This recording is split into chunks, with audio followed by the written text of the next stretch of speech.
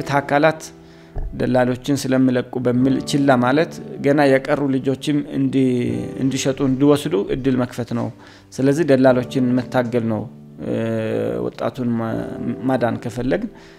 የግድ ደላላው ወደ ህግ መቅረብ አለበት የሚል ያው ወላጆቹ አስምሮበታል እኛም ያሰመርንበት ጉዳይ ነው ማለት ነው የፍትህ አካላትም ቢሆን የትግራይ ክልል ብቻ ሳይሆን ከጎረባቦች ክልሎች ጋር በመቀናጀትም ጭምር መሰራት ያለበት ስራ እንደሆነ ያሰመርንበትና የተግባባንበት ሁኔታ ማለት ነውና ይሄ ነው እንግዲህ ከሞላ ጎደል እየሰራን ያለ ነው እንደ ወጣት ቢሮ ማለት ነው እኛ ራሳችን የምንፈጥራቸው ችግሮች ሊኖሩ ይችላሉ ሌላ ደግሞ ከአቅማችን በላይ በሆኑ የሚያጋጥሙ ችግሮች ሊኖሩ ይችላሉ ይሄ የቅንነትና ችግርና የስነ ምግባር ጉድለት ያለባቸው ሰዎች ይፈጽሙት የሚችሉ ጉዳይ ሊኖር ይችላል አይኖርም ማለት አይቻልም ሌላው ህብረተሰቡ በዋናነት ሊያነሳው የሚችለው ይመስለኛል ምንድነው ይሄ በህገወጥ በሰው መነገድና በህገወጥ ሰዎችን ድንበር መሻገር ወንጀል በህግ ደረጃ የዋስትና መብትን አይከለክልም ይያዛል በምርመራ ሂደት ላይ ያለ ፍርድ ቤቱ በዋስ ሊለቀው ይችላል አሊያም ክስ ከተመሰረተበት በኋላ መደበኛ ክስ በሚታይበት ሁኔታ በፍርድ ቤት ዋስ ሊለቀቅ ይችላል ከምርመራ ከመጀመሩ በፊት ተቀብሎ የማያስተናግዱ ሊኖሩ ይችላሉ መረጃ ያለኝም እና ህብረተሰቡ ሁሉም ነገር ያውቃል መስተዋት ነው ከሱ የሚደበቅ ነገር የለም ችግሮች ሊኖሩ ይችላሉ በህግ ደረጃ ዋስትና የዋስትና መብት ባይከለከልም በሁኔታው ግን በተለየ ሁኔታ በወንጀለኛ መቅጫ ስነ ስርዓት ህግ ቁጥር 67 መሰረት ዋስትና የሚከለከልበት ሁኔታዎች ፍርድ ቤቱን በማሳመን ሊከለከል ይችላል በህግ ደረጃ ግን በሰው መነገድ የተከሰሰው የዋስትና መብት አይፈቀድለትም ተብሎ በህግ አልተከለከለም ዋስትና መብት ነው ይሁንና በዚህ ዙሪያ የሚያየው ሚስተዋሉ ጉዳዮች ነው ወደፊት ተጠንተው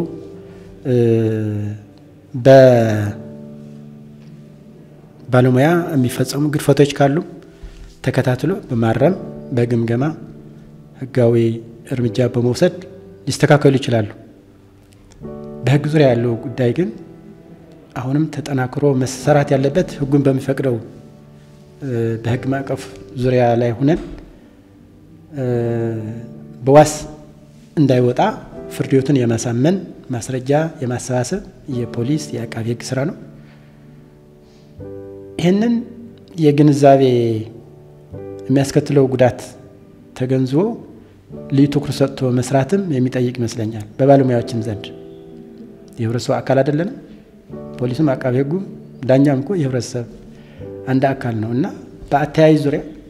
የሚያደርሰው ያለ ጉዳት ተገንዝቦ ልዩ ትኩረት ሰጥቶ መስራት በህግ ዙሪያ ህጉን በሚፈቅደው ዙሪያ ሆነ ነው እንጂ ህግን ጥሶ መስራት ሌላ ህገ ወጥነትን ነው በህግም ያስጠይቃል ነገር ግን ህጉን በሚፈቅደው ልክ ልዩ ትኩረት በመስጠት ህብረተሰቡን የሚያነሳው ያለው ችግር አጥፊዎችን ወይ ወንጀል ፈጻሚዎችን በሚቆነጥጥ አኳኋን መሄድ ይገባል የሚለው የህብረተሰቡን አስተያየት ግን እኔ መቀበላለሁ በጣም ትክክል ነው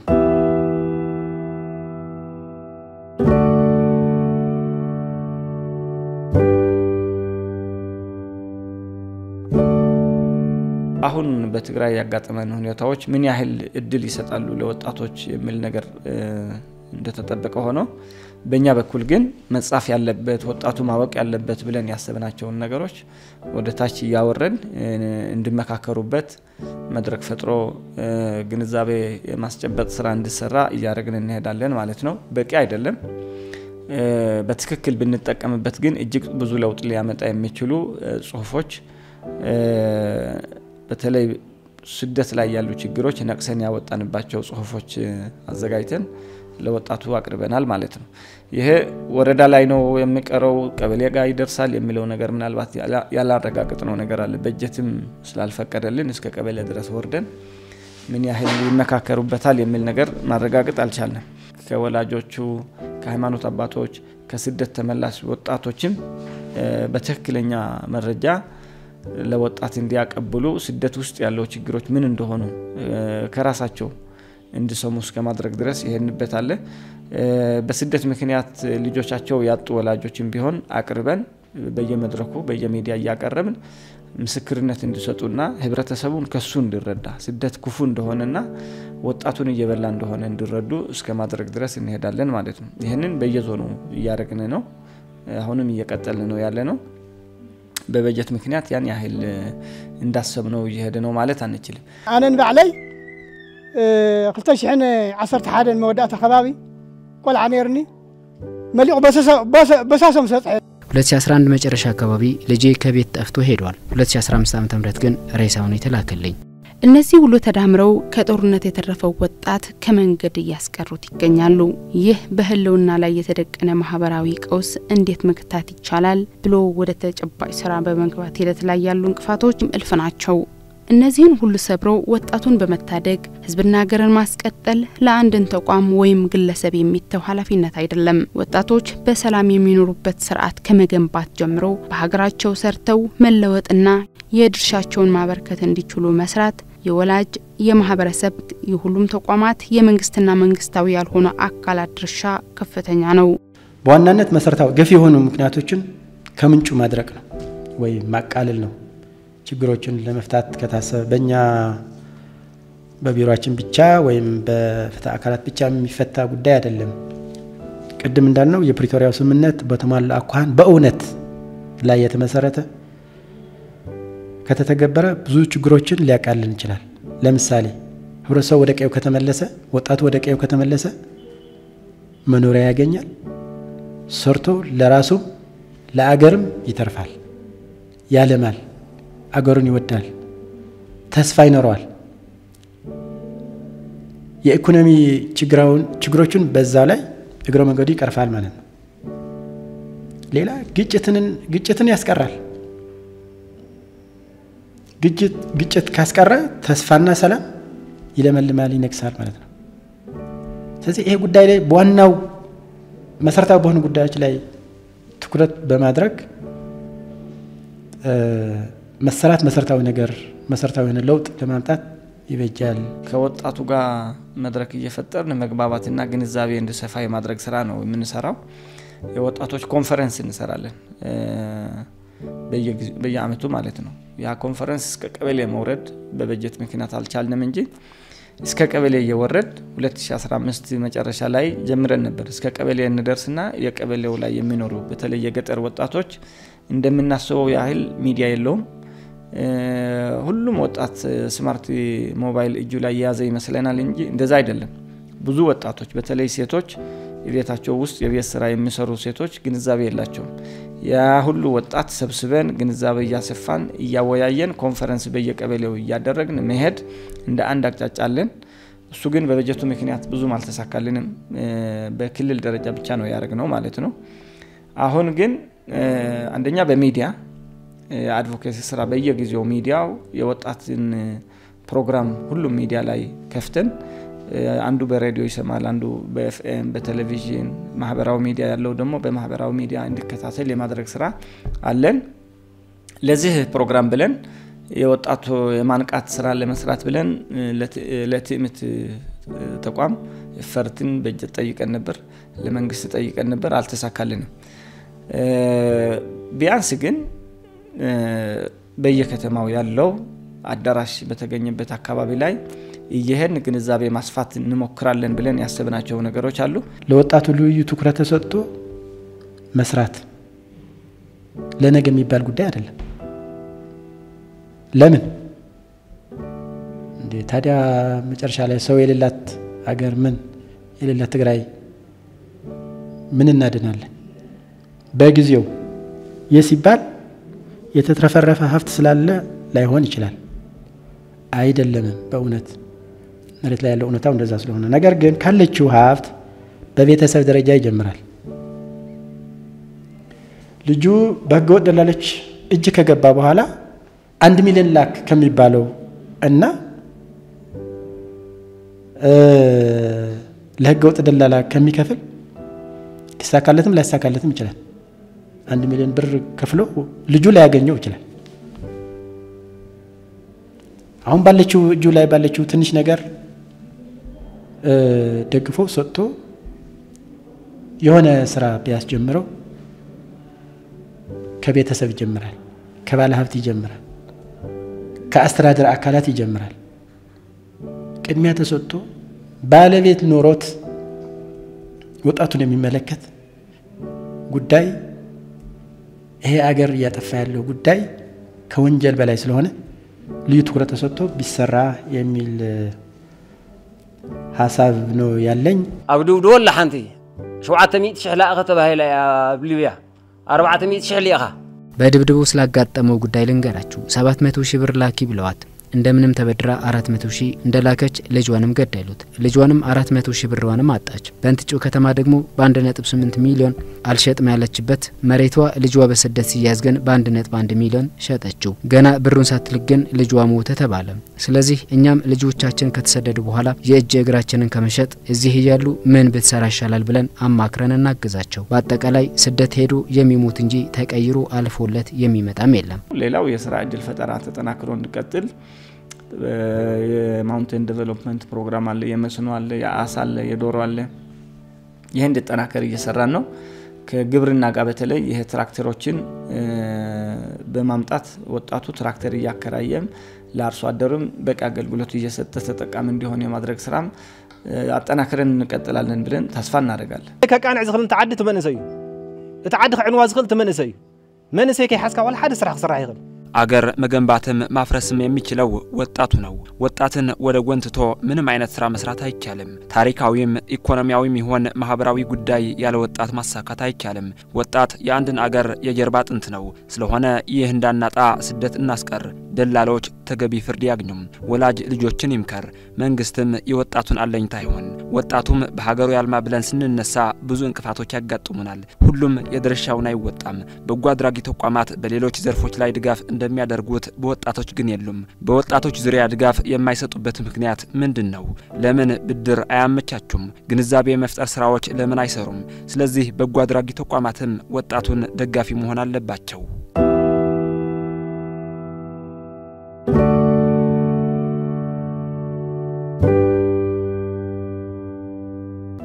ስራው ተሻጋሪ ነው። ከአንድ መስሪያ ቤት ወደ ሌላ የፍትህ አካላት እንዳሉት ሆኖ ለወጣቶች ቢሮ አለ፣ የሴቶች ጉዳይ ቢሮ፣ የስራና ክህሎት ትቤት የሚባለው አለ እና ሌሎችም ከጤናም ከትምህርት ቢሮም ከእርሻ የተለያዩ ቢሮዎች ወደ 10 ምናምን አሉ እና የተለያዩ የማህበረሰብ ክፍሎችም አሉ፣ አደረጃጀቶችም አሉ። እነዚህ ሁላ ታዲያ ተገናኝተው የጋራ እቅድ ይዘው ስራቸውን እየገመገሙ ችግሮችን እየፈቱ የሚሰሩበት የህግ ማዕቀፍ ያስፈልጋል። ይህንን የህግ ማዕቀፍ የሚመለከት በቢሮ ደንብ አርቅቀን ወደሚመለከተው አካል አቅርበናል። ከ6 ወር በላይ ግን እስካሁን ድረስ ሊጸድቅ አልቻለም። ከበጎ ፈቃድ አገልግሎት ተቋማት ጋር ስልጠናዎች እንዲሰጡ ራሳቸው የሚችሉበት ስራ እንዴት ይፈጠራል የሚሉ ስልጠናዎችም እንዲሰጡ እየሰራን ነው ያለነውና ያዝናቸው አቅጣጫዎች ይሄ ነው። የሌላው ያንዳንዱ ኦፊስ የመንግስት ተቋም ትኩረት እንዲሰጥ አንዲትም አለን። እዚህ ያንዳንዱ ተቋም ምን እየሰራ ነው ስለወጣት ዙሪያ የሚለው አዲስ ይሄ ከዚህ በፊት ያልተጠቀምንበት ግን አሁን መጠቀም አለብን ብለን የወሰናት አለች። አንዲትም እየሄደ ያንዳንዱ ተቋምን ይጠይቃል። ምን እየሰራ ነው በወጣት ዙሪያ የሚለው ነገር እየጠየቀ ያልሰሩ ያልነቁ ከዚህ በፊት እቅድ ውስጥ ያላካተቱ ካሉም እንዲያካትቱ የማድረግ ስራም አጠናክረን እንሄዳለን የሚል ሐሳብ ይዘን እየሰራን ነው። በፌደራልም በሌሎች ክልሎችም ተቋቁሞ ስራ ላይ ነው ያሉት። የስራ ቡድኖችም ደግሞ አሉ በየዘርፉ ደግሞ ይሄንን ስራ በተለይ ምክንያቱም ወጣቱ ወይ ህብረተሰቡ ለዚህ አደጋ እንዳይጋለጥ ግንዛቤ የመፍጠር ስራ ይሰራል። የኦቨርሲስ ኢምፕሎይመንት የሚባለው የውጭ ሀገር የስራ ስምሪትም አለ። መሄዱ ካልቀረ ሴፍ በሆነ ሁኔታ ተወዳዳሪ በሆነ ሁኔታ ለራሱም ደህንነቱም ለቤተሰቡም ለአገርም የሚጠቅምበት ሁኔታ አካሄዳለ ኢንዲያ ኢንዶኔዥያ የመሳሰሉ አገሮች በደንብ ይጠቀሙበታል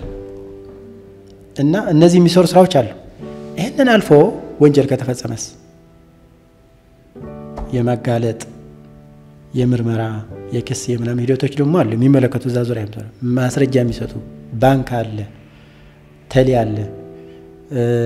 ሌሎች የሚመለከታቸው አካላት አሉ ከነዚህ የጸጥታና የፍትህ አካላት ጋር ተባብሮ ደግሞ በዚህ ዙሪያ ላይ የሚሰሩ አደረጃጀት ሊኖር ይችላል ስለዚህ በዋናነት መፈታት ካለበት አደረጃጀቱ በህግ ማዕቀፍ ተደራጅቶ ወደ ተግባር መገባት አንዱ መፍትሄ ነው የሚል ነው እኛ በበኩላችን ግን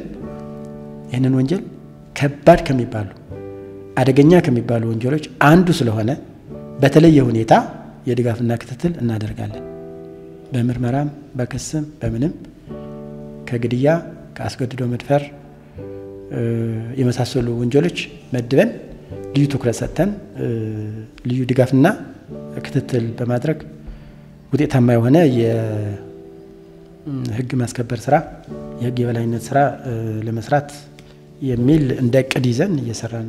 አሁን ሌላ አዲስ ያዝነው አቅጣጫ ምንድነው የበጎ ፈቃድ አገልግሎት ወጣቶች አሉና አሁን አድግራት ዩኒቨርሲቲ ውስጥ እየሰለጠኑ ያሉ ራሱ የትግራይ ተወላጆች ናቸው እነሱ አሁን ወርዶ በየቀበሌው ይሄን ግንዛቤ ማስፋት ስራ እንዲሰሩ ማቴሪያል አዘጋጅተንላቸዋል ይሄ ማቴሪያል የማሳተም ገንዘብ የለንም ቢያንስ ግን አንዳንድ ወረቀት እንደምንም ብለን አሳትመን ከሰጠናቸው እሷን ይዘው እየሄደ ግንዛቤ ማስፋት ስራም ይሰራል ጎና ጎን በተጓዳኝ ማለት ነው ሌላ የበጎ ፈቃድ አገልግሎት ይሰጣሉ በተጓዳኝ ግን ግንዛቤ ማስፋት ስራ እንዲሰሩ እንደ አንድ እቅድ ያዝ ነው ይሳካል ብለንም እያሰብን ያለነው እሱ ነው ምናልባት አሁን ያለው የፖለቲካ ጉዳይ መሃል ገብቶ ካላፈረሰብን ምክንያት በቀር ወደ 1800 የሚሆን ወጣት እየሰለጠነ ነው በጎ ፈቃድ አገልግሎት ምን ማለት እንደሆነ እንዴት መስራት ይቻላል የሚል ህዝብን የማገልገል በናጻ ማገልገል ኩራት ነው ያው ሁሉ ያቃል ስለዚህ እሱን እንደ ኃላፊነት ወስዶ ያሰለጥሉልናል ብለን እኛ ማቴሪያል ዝግጅት ላይ ገብተናል ማለት ነው ይሄንን ማቴሪያል አስይዘን 3 ወር ሙሉ ትግራይ ውስጥ 1800 የሚሆን ወጣት ካሰለጠነ ግንዛቤ ማስፋት ስራ በተሳካ ሁኔታ እንሰራለን ብለን እንደ ትልቅ እድል ልንጠቀምበት አስበን እየሰራን ነው ያለነው አሁን ማቴሪያል ፕሪንት ማድረጊያ ገንዘብ ምናልባት ትንሽ የተረጋጋ ነገር ከፈጠርን እሱን ጠይቀን እሱን ፕሪንት አድርገን እያንዳንዱ ወጣት ቢያንስ እያንዳንዱ ቀበሌ ላይ ሄዶ 100 200 ወጣት በእያንዳንዱ ቀበሌ ላይ ግንዛቤ ካሰፋ ትልቅ መፍትሄ ይሆናል ብለን እናስባለን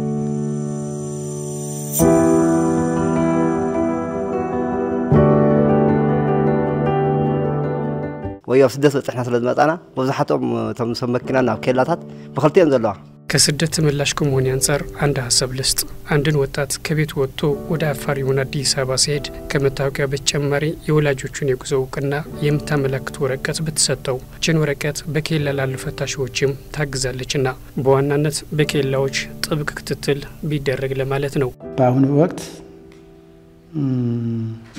በትግራይ ተደራራቢ ችግሮች እንዳሉብን ይታወቃል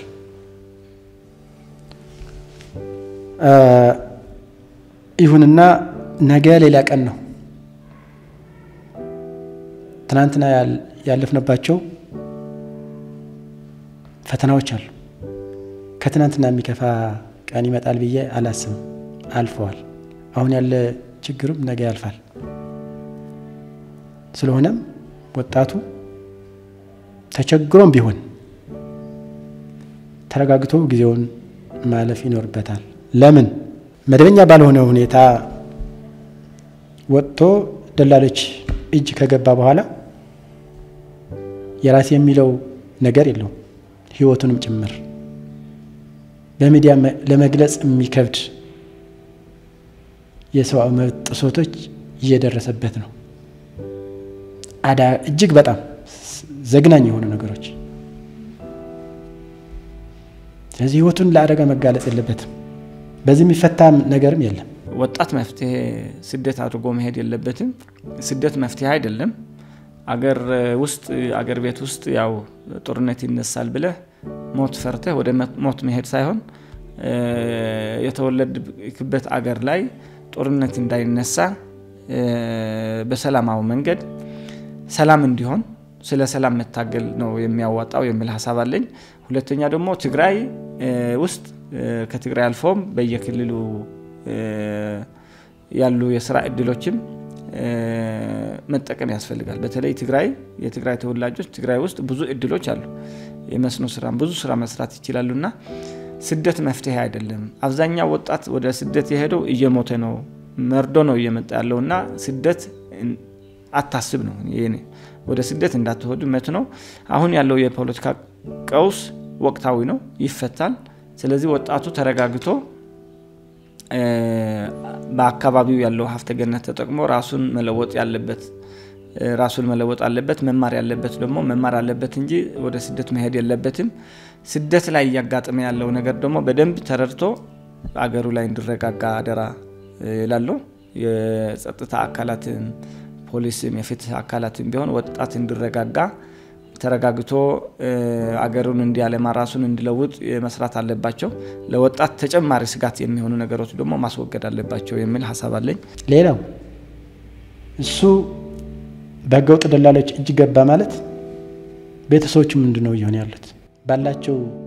ችግር፣ ተደራቢ ችግር፣ የኢኮኖሚ ችግር፣ የስነ ልቦና ችግር፣ የማህበራዊ ቀውስ ነው እየተፈጠረ ያለው እና ተረጋግቶ ህብረተሰቡም አጀንዳ አድርጎ በቤቱም ባገኘው አጋጣሚ አጀንዳ አድርጎ ቢወያይበት መፍትሄ የሚለውን ነገር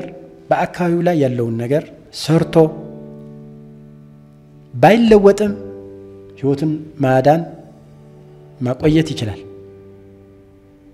ነገ ደግሞ የተሻለ ነገር ሊኖር ስለሚችል አሁን ባለው ሁኔታ ተገፋፍቶ